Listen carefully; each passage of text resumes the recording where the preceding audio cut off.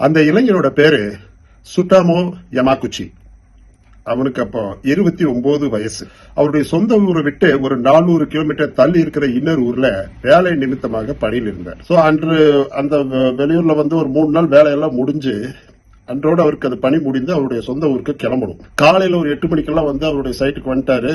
வானத்துல ஒரு ஒளி வட்டம் பெருசா, என்னடான்னு பார்த்தா ஒரு விமானம் ஒரு குண்டு போடுது. பெரிய ஒளிவட்டம் மட்டும் கேட்குது.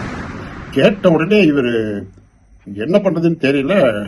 உடனடியாக பக்கத்துல இருந்த ஒரு பைப்பு டனலாட்டம் இருந்தது, அதுக்குள்ள குதிச்சு பதுக்கிட்டாரு.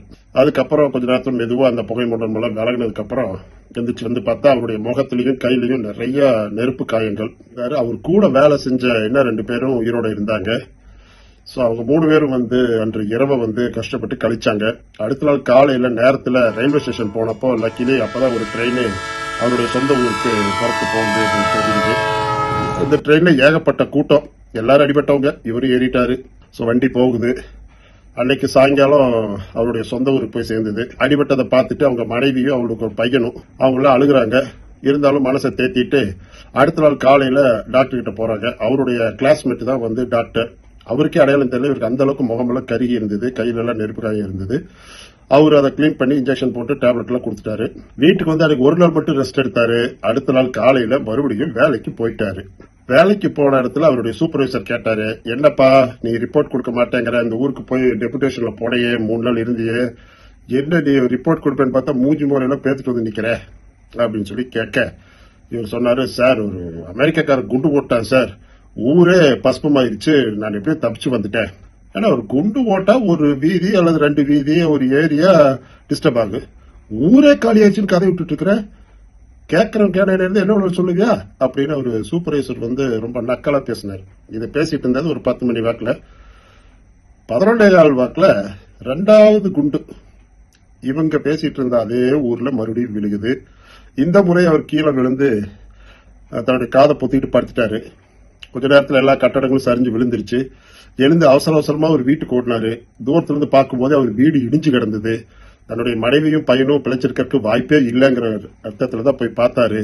ஆனா வீட்டுக்கு பக்கத்துல அவங்க மனைவி அவங்க மகனை கட்டி பிடிச்சா அப்படி உட்கார்ந்துட்டு இருந்தாங்க, ஒரு சின்ன சிறு சிறு சாறு காயங்களோட. எப்படி அப்படின்னு சொல்லி கேட்டாரு. காலையிலேயே உங்களுக்கு புண்ணுக்கு முகத்துக்கு கையுக்கெல்லாம் போடுறதுக்கு ஆயின்மெண்ட் இல்லையே, நீங்க சாயங்காலம் வர்றதுக்குள்ள வாங்கிட்டு வந்து வச்சிடலான்னு சொல்லி மெடிக்கல் ஷாப்புக்கு போனேன். வீட்டு விட்டு வெளியே கொஞ்ச தூரம் போன உடனே 8 அம்புல் குண்டு வெடிச்சதுங்க, எல்லாம் பஸ்பம் ஆயிடுச்சு. நானும் தம்பியும் பக்கத்துல இருக்க திச்சில தூக்கி வீசப்பட்டோம். திச்சில இருந்து இப்ப எந்திரிச்சு பின் உட்காந்துட்டு இருக்கிறோம் அப்படின்னு. கணவன் மேல் அவர் வைத்த காதல் அவரையும் காப்பாத்துச்சு, அவருடைய பிள்ளையையும் காப்பாத்துச்சு. இவர் ஒரு டெபினிஷனுக்கு ஒரு ஊர் போனாருன்னு சொன்னேன் இல்லைங்களா, அந்த ஊர் பேரு ஹீரோஷிமா. ஆகஸ்ட் 6ஆம் தேதி, அதாவது இன்னைக்கு. ஆனா 1945ஆம் ஆண்டு அமெரிக்கா தன்னுடைய முதல் அணுகுண்டு லிட்டில் பாய் அந்த ஹீரோஷிமால வீசும்போது தான் இவர் அங்க இருந்தார். காலையில 8:15 வீசுன்னு சொன்ன இல்லைங்களா, அது அங்கிருந்து தப்பிச்சு அடுத்த நாள் காலையில 7 மணிக்கு காலையில ட்ரெயின் ஏறி கிட்டத்தட்ட கோயம்புத்தூர் டு சென்னை டிஸ்டன்ஸ் ஹீரோஷிமாக்கும் நாகசாக்கிக்கும். அங்கிருந்து சொந்த ஊருக்கு 7ஆம் தேதி சாயங்காலம் வர்றாரு. 8ஆம் தேதி காலையில டாக்டர் பாக்குறாரு. அன்னைக்கு ஒரு நாள் ரெஸ்ட் எடுக்கிறாரு. 9ஆம் தேதி மறுபடியும் வேலைக்கு போயிட்டாரு. 9ஆம் தேதி அவர் சூப்பர்வைசர் கிண்டல் பண்ணிட்டு இருக்கும் போதே மறுபடியும் அடுத்து குண்டு விழுந்தாச்சு, அணுகுண்டு.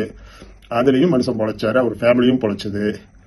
இதுக்கப்புறம் அவரு இன்னும் 2 குழந்தையை பெற்றுக்கிட்டாரு, 2 பேரும் மகள்கள். நிம்மதியான வாழ்க்கை வாழ்ந்து அவர் இப்பதான் சமீபத்தில் ஒரு 2010 தன்னுடைய 93வது வயசுல தான் அவர் இறக்குறாரு, ஸ்டமக் கேன்சரால. அரசாங்கம் 2 குண்டு அணுகுண்டு வெடிப்புலையும் தப்பிச்சவங்க அப்படின்னு சொல்லி ஒரு 160 பேர் இருக்கிறாங்க. ஆனா கவர்மெண்ட் ரெக்கக்னைஸ் பண்ணது இவர் ஒருத்தர் தான்.